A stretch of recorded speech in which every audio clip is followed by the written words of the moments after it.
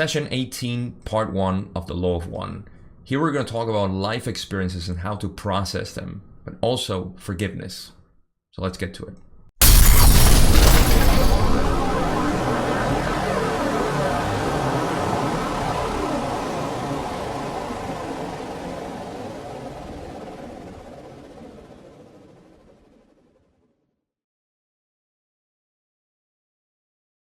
First Law of One video that I'm doing in this new setting, which is going to be temporary, which means it's going to change again soon, and I just needed to point that out.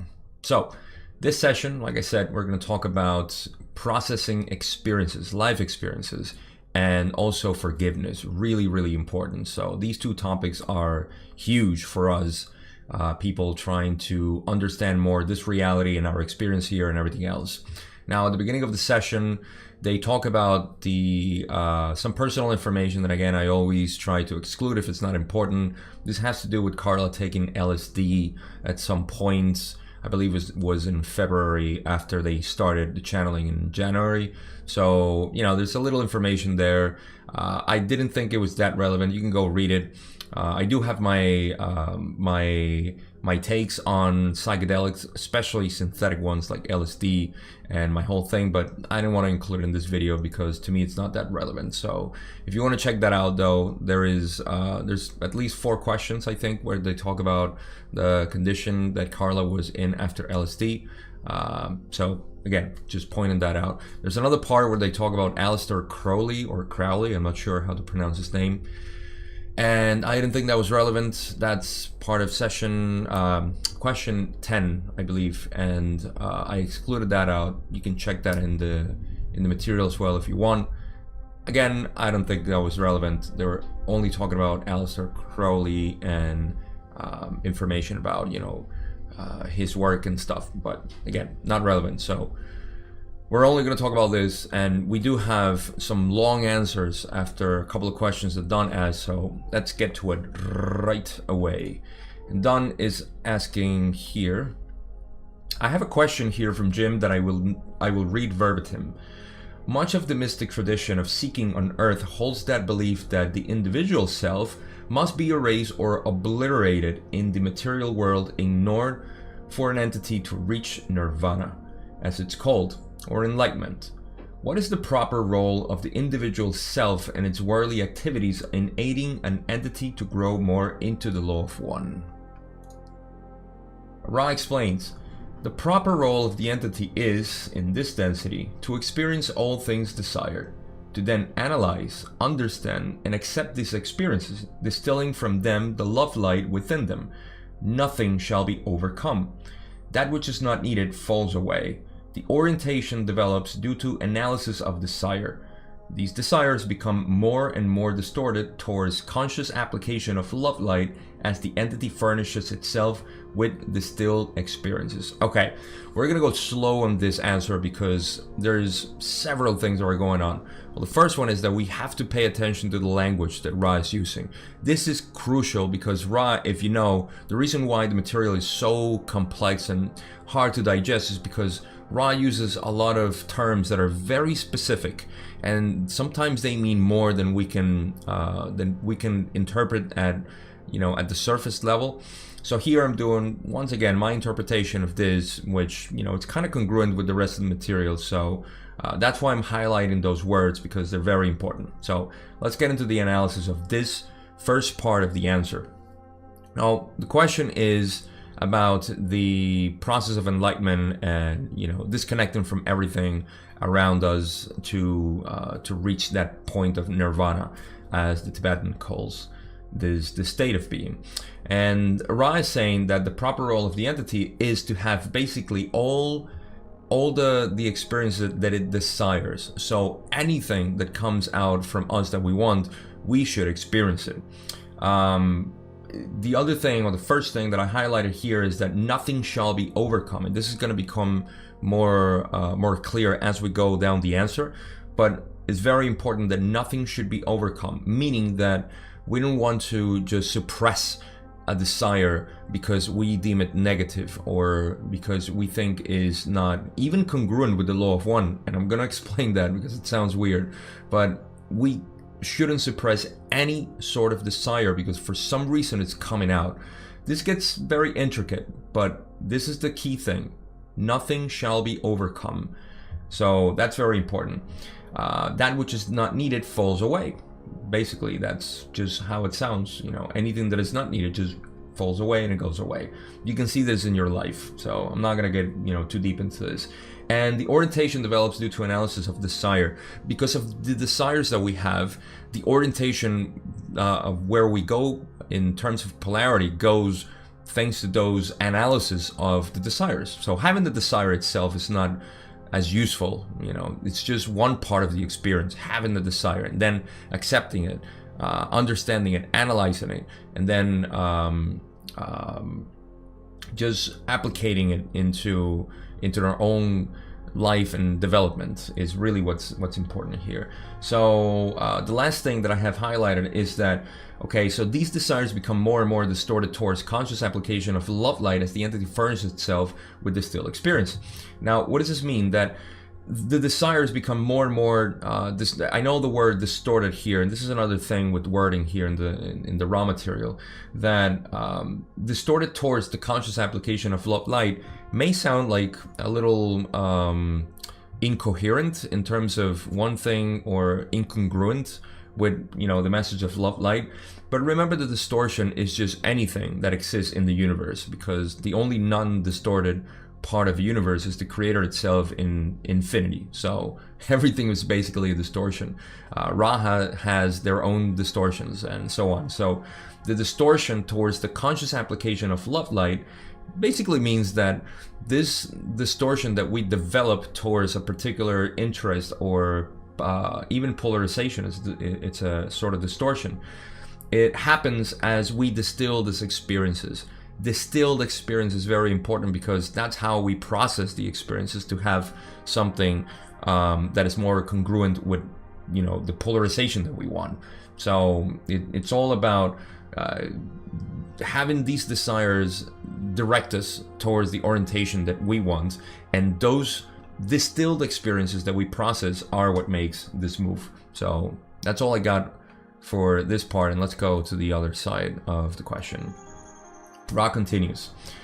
We have found it to be inappropriate in the extreme to encourage the overcoming of any desires, except to suggest the imagination rather than the carrying out in the physical plane, as you call it, of those desires not consonant with the law of one. This preserving the primal distortion of free will. The reason it is unwise to overcome is that overcoming is an unbalanced action, creating difficulties in balancing in the time-space continuum. Overcoming thus creates the further environment for holding onto that which apparently has been overcome. Okay, so here is the section of the answer where they talk about overcoming and the dangers of it. First is that they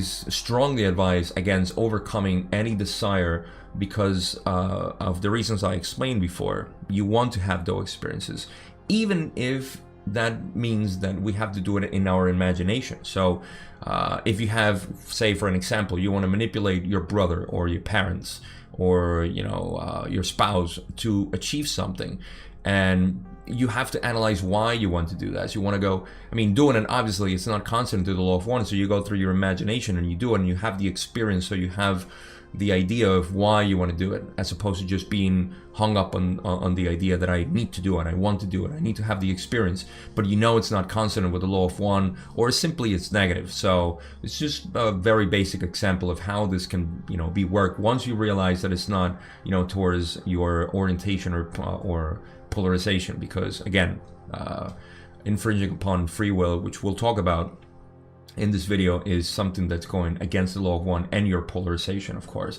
So the other part is that the reason this is unwise is that overcoming is unbalanced. It's kind of unbalancing in the time-space continuum, which means to me that having this actually distorts things in a way that we have issues fixing it.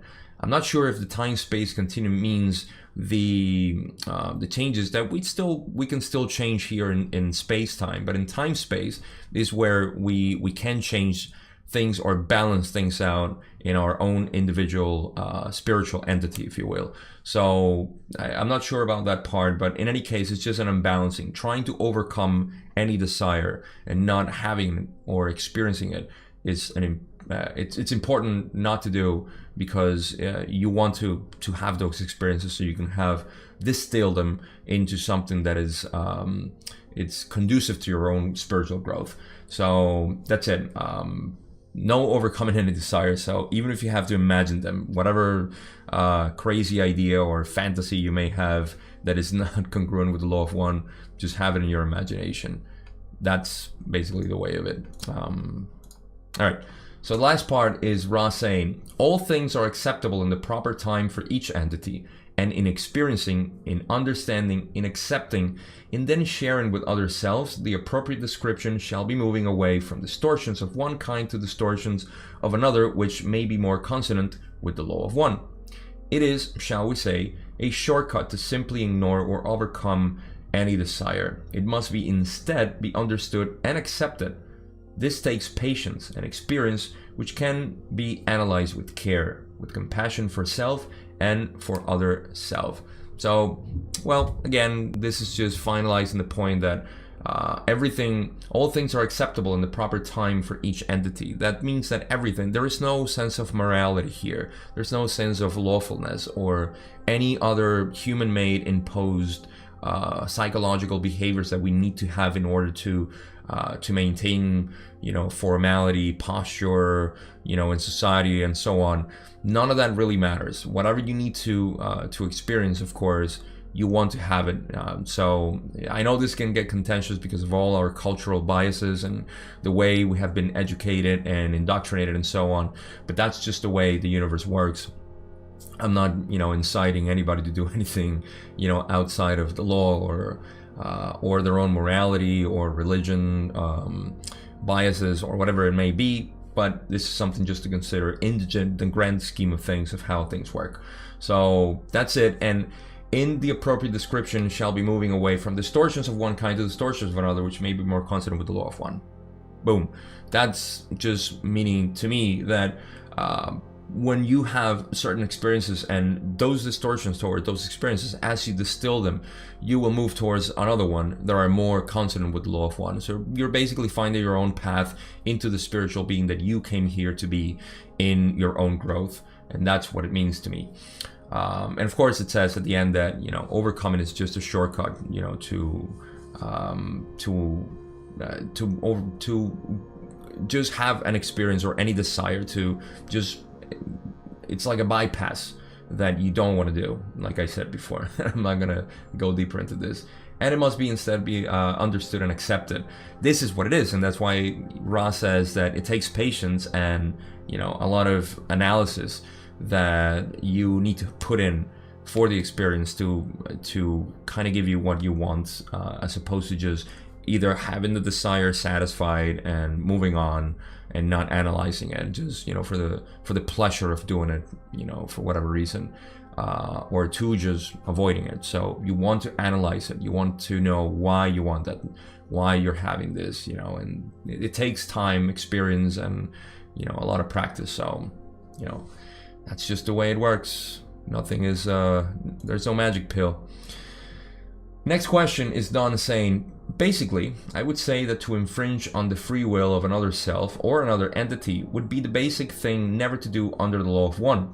Can you state any other breaking of the law of one than this basic rule? There we go into another deeper one. Ra says, as one proceeds from the primal distortion of free will, one proceeds to the understanding of the focal points of intelligent energy, which have created the intelligence of the ways of a particular mind-body-spirit complex in its environment, both what you would call natural and what you would call man-made. So let's set the stage for this question. First, Don is asking if there is anything else that is more consonant with the law of one, aside from preventing the infringing upon free will. So Ra's going to go into the explanation of how we behave in this planet itself, and because of the natural or nature in general, plus the man-made stuff that we have, they're all to be considered because they act upon, you know, everybody else, every other person, culture, etc. So those two things to keep in mind is very important. So let's move to the rest of the answer, where Ra says, thus, the distortions to be avoided are those which do not take into consideration the distortions of the focus of energy of love light, or shall we say the logos of this particular sphere or density. These include the lack of understanding of the needs of the natural environment, the needs of other selves, mind, body, spirit complexes. These are many due to the various distortions of man-made complexes in which the intelligence and awareness of entities themselves have chosen a way of using the energies available.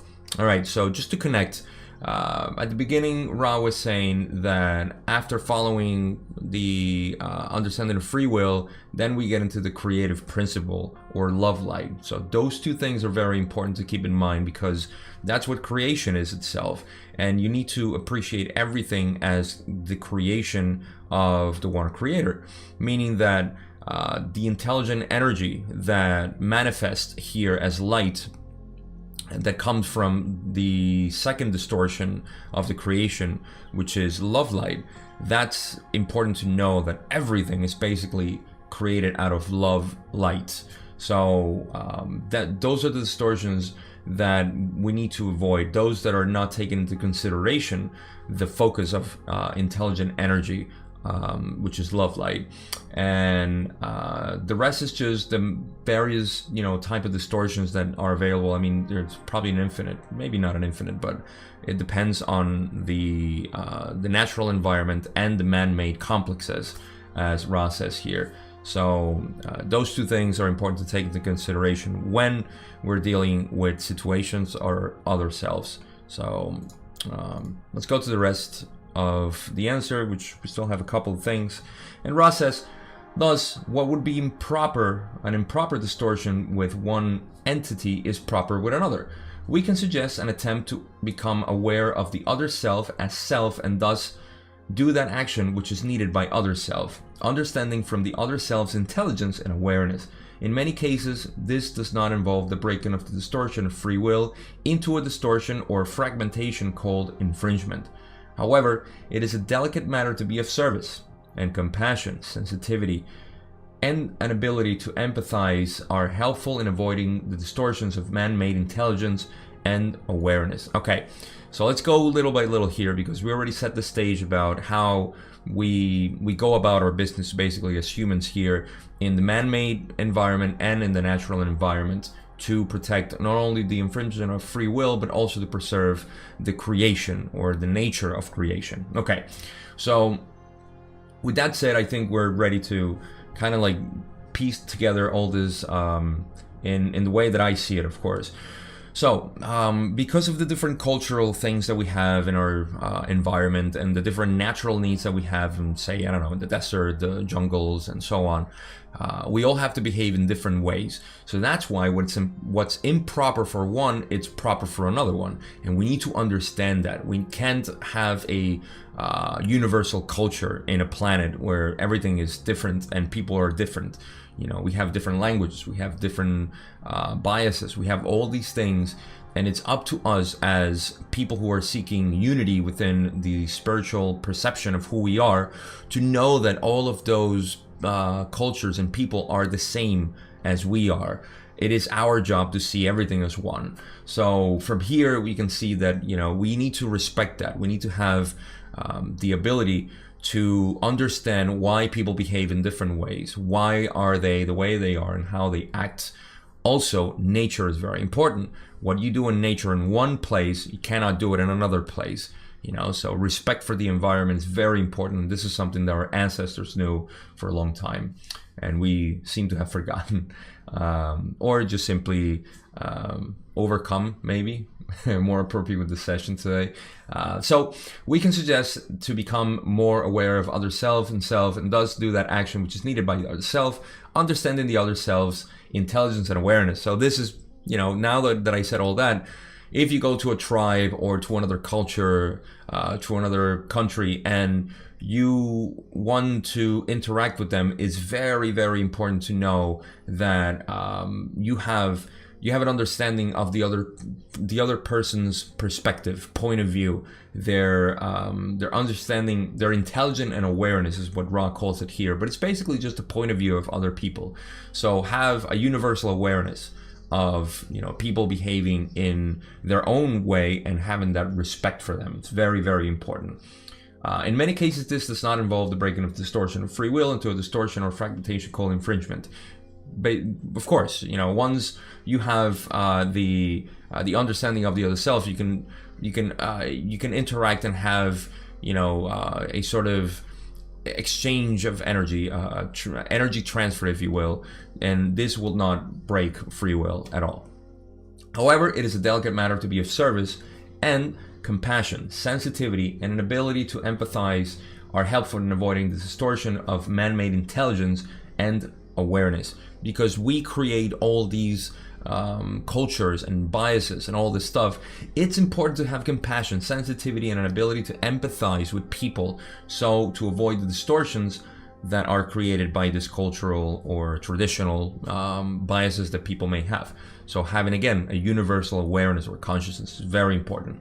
I hope this makes sense. I'm trying to, you know, just I know it's a little complicated the way I'm describing it, but all I'm saying here that I interpret from the Ra explanation is that we just need to be very aware and very conscious about dealing with nature and other people to understand that where they're coming from, whether that be nature or other people. That's basically it. And I know I extended it a little bit more than I should have, but that's my position there.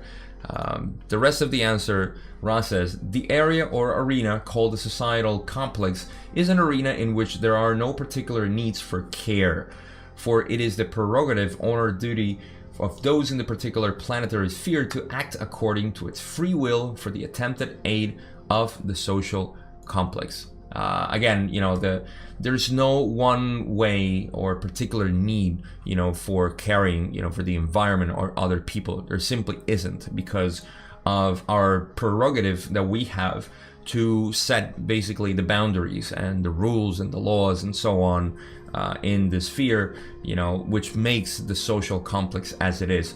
So there is no one way of approaching this, but and this is just my incision here, is other than understanding, you know, the creative principle of love light, which is very, very important to keep in mind always, that everything is part of the creation and you are not above or below that. Very important. All right, let's move on to the rest. Thus, you have two simple directives: awareness of the intelligent energy expressed in nature, awareness of the intelligent energy expressed in self to be shared when it seems appropriate by the entity with the social complex. And you have one infinitely subtle and various set of distortions of which you may be aware, that is, distortions with respect to self and other selves, not concerning free will, but concerning harmonious relationships and service to others as other selves would most benefit. Okay, last part of this question. And the two directives are awareness of the intelligent energy expressed in nature. This is just nature in general, how intelligent energy is expressed there. We talked about that. Awareness of the intelligent energy expressed in self to be shared when it seems appropriate by the entity which with the social complex. So this is basically you, how you see the creation, how you interpret life, how, you know, the things that are you, that are so suppressed in this society. That's what needs to be expressed when it seems appropriate. Not all the time, and we know that sometimes it's not appropriate to have our expression, but when it seems to be helpful for other people is basically what Ra is saying here. And then it's just, you know, the different types of distortions which, you know, we can be aware, and always in respect to self and other selves. It's important, this interaction that we have, the mirrors that we call that other people are for us, and how we can benefit them with our own expression. So I hope this all makes sense. It's a very complex question and answer, and again, this is just my interpretation of how I see it, and it has to do just going back to that point, and just to summarize this for me, is to know that everything is the creation. I mean, once you understand, even in the most simple way, that everything is you are consciousness, and consciousness, the universe is consciousness. matter as we know it, this physical matter that we think is just inert, has a consciousness, and you are that consciousness. So understanding that is important for all the intricate expressions of consciousness in the universe, and you to respect it as you. It is you. So to offend that consciousness, whether it be nature, because we think, matter or animals or plants are, somehow lower than us, it's ourselves. So respecting that is very important. Equally, respecting there are different ways of nature expressing, from a desert to a jungle, say. And also respecting other people, whether that be people from the Far East or from the West. Their cultures are to be respected in the way they are. So that's just my take, summarizing all this stuff and just living this, as not being above or below anything. Very, very important. All right, let's move on to the next question that Don has, and it's not that elaborate. Don says, as an entity in this density grows from childhood, he becomes more aware of his responsibilities. Is there an age below which an entity is not responsible for his actions, or is he responsible for from the time of birth? Ross says, an entity incarnating upon the earth plane becomes conscious of self at a varying point in its time-space progress through the continuum. This may have a medium, shall we say, of approximately 15 of your months. Some entities become conscious of self at a period closer to incarnation, some at a period farther from this event.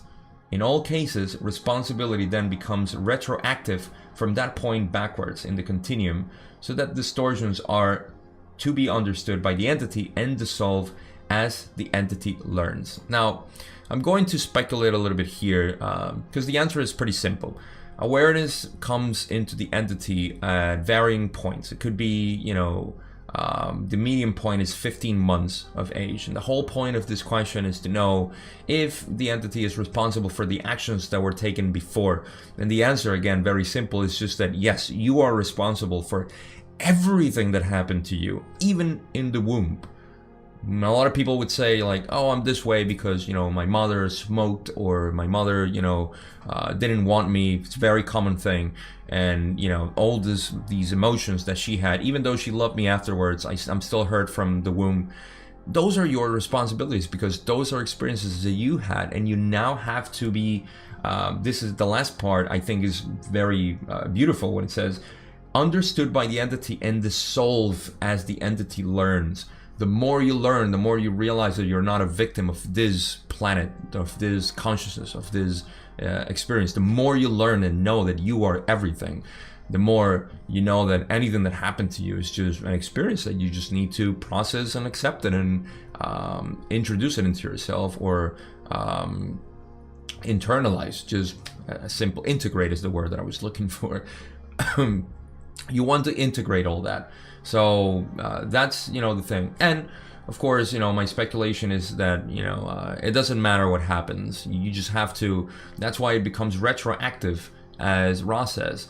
No matter when you become aware, you have to retroactively work those experiences past. And part of my speculation of this, which comes really, into the psychedelics and how they work in the body and in the mind, is that a lot of people report that when they have psychedelic experiences and they go into their past, they go to childhood most of the time, and sometimes they even go back to the womb, because there are things that are still affecting them from the womb that were affected upon them, and they need to heal that. So very, very cool that, Ross says this, and it's kind of congruent with what I know about, inner work and how psychedelics work, because we know the power of them. So let's go to the next question, where Don says, then an entity, say 4 years old, would be totally responsible for any actions that were against or inharmonious with the law of one. Is this correct?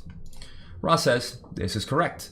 It may be noted that it has been arranged by your social complex structures that the newer entities to incarnation are to be provided with guides of a physical mind-body-spirit complex, thus being able to learn quickly what is consonant with the law of one.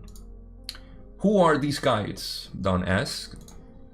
Ross says, these guys are what you call parents, teachers, and friends. Okay, so first, The notation that I have there in red is the part that I said of Alistair Crowley. I didn't include it, so that's why there's a jump in the questions. And yeah, entities are responsible, and they are provided with guides, which are parents, friends, teachers, just what I like to call the village family.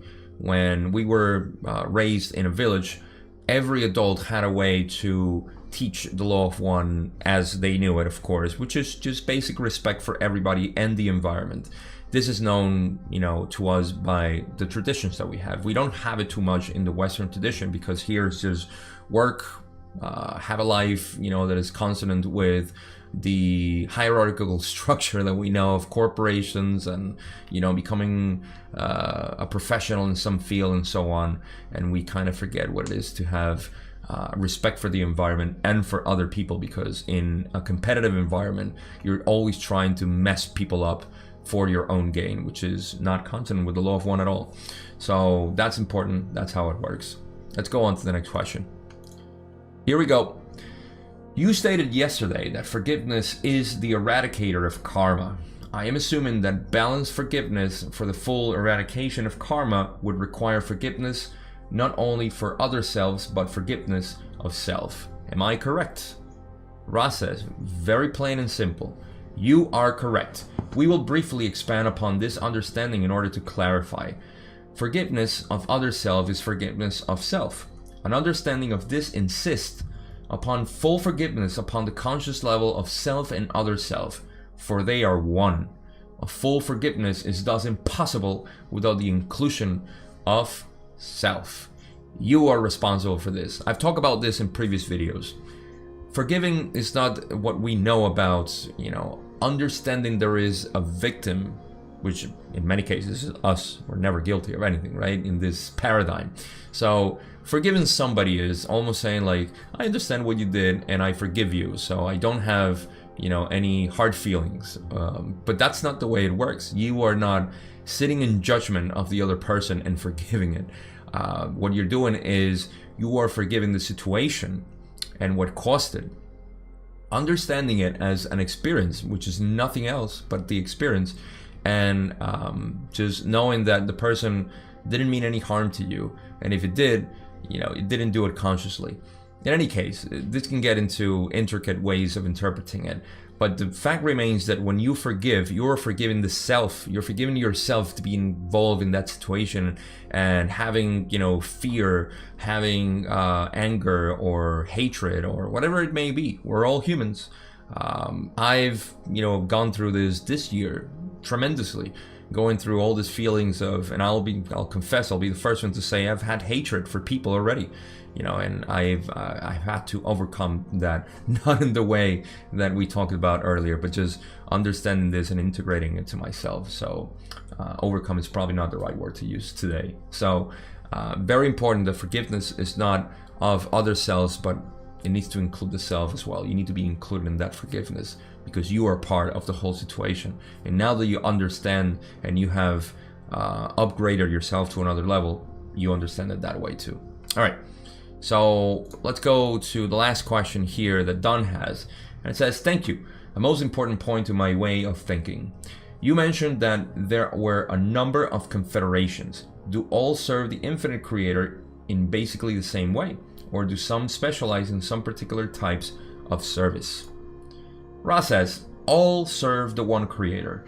There is nothing else to serve, for the creator is all that there is. It is impossible not to serve the creator. There are simply various distortions of this service. As in the confederation which works with your peoples, each confederation is a group of specialized individual social memory complexes, each doing that which it expresses to bring into manifestation. Okay, so this is just reiterating that everything is the creator. There is nothing else besides the creator. And this sounds very similar to when Ra says or is asked, where do these people come from, or these entities and so on. Ra always says like they come from the creator.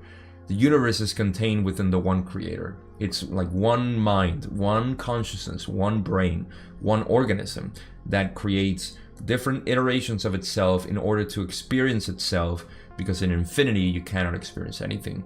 Everything is, simply is. So you cannot understand anything or have these experiences. It's almost like a game the creator has. We are part of that game, and it's not an external creator, it's the same creator that you are. You are that consciousness. So confederations are no different. They all serve the one creator, and Raj just, I guess, emphasizes the last point, which is, you know, a confederation that works here simply has a specialized, it's a group of specialized individual social memory complexes. It just means, you know, that they're, I don't know, the people from different planetary spheres, you know, the Christ consciousness, whatever, you know, it came from. I'm not sure where it came from, and all this stuff. You know, it's all about having the same direction in terms of being of service to others, and that's what the confederations do. At least this one that's working with us. I don't know of any other so far. So that's just what it is. So I think this is a good way to end the video, saying that everything is the one creator. You are matter, as we discussed at the beginning, nature, and just applying it to everything else, people, and of course, you know, people that you want to be of service to, but most important, to those that you think that are not of service to you and that are becoming a problem. You need to analyze that, and just to attach it or link it to the forgiveness, it's important for you to realize that forgiveness is you understanding the situation, and that is your part. It is you who is causing this problem. It's not the other person. The other person is being a catalyst for you. It's being a mirror. So you have to do the work. This doesn't mean, by all possibilities, this doesn't mean that you have to comply with the other person. You have to oblige to the other person. This means that you just have to be aware that it's you creating the issue, and you can distance yourself from these people who are problematic for us, and that's fair. You don't have to be a service to other people that are not consonant with you. That's fine, as long as you don't hold any grudges or any sort of hatred and so on. But again, this is not the point of the video. I just hope this makes sense and you get more aligned with your own self and the creator. That's it. Part 2, we're going to talk about Yahweh, which I do have something to clarify from previous sessions, and we'll get to that because I think everything is about Yahweh in the next video. So I'll see you then, part 2, session 18. Thank you so much for watching. If you haven't already, subscribe, like, and all that stuff. I appreciate it. I love you, and I love the one creation that we're all part of. I'll see you then.